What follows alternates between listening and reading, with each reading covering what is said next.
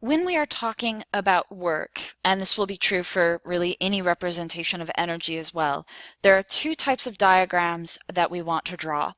These are both diagrams related to things you've already drawn, and there's a few things we need to highlight. So first is an interaction diagram. We've already done this a little bit with forces when we're especially talking about Newton's third law or multiple interacting objects. It's really helpful now to have an interaction diagram specifically for when we're talking about the environment doing work on our system.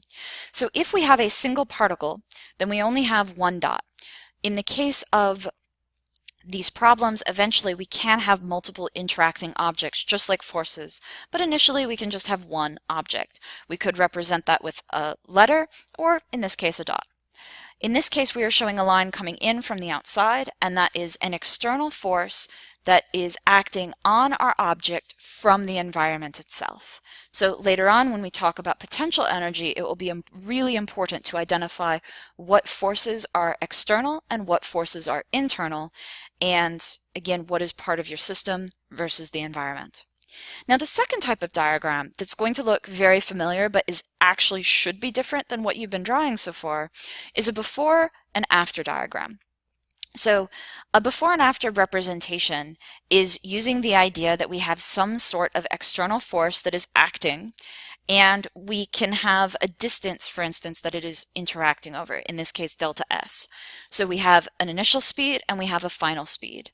And we'll talk about what it means later to actually relate the forces and the speeds and everything. But the important thing to realize here is that we don't have any time information.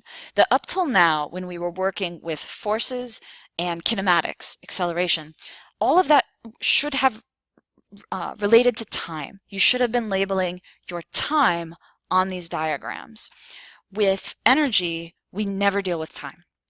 With energy, we are always thinking about before and after. We don't actually care how long something took until we get to power. So what that means is you wouldn't necessarily be labeling time initial here and time final. You won't use that in your calculation. You're simply labeling before and after. So please think about that and notice that time is going to be one big indicator about whether you should be dealing with a problem in terms of forces or whether you should be using energy.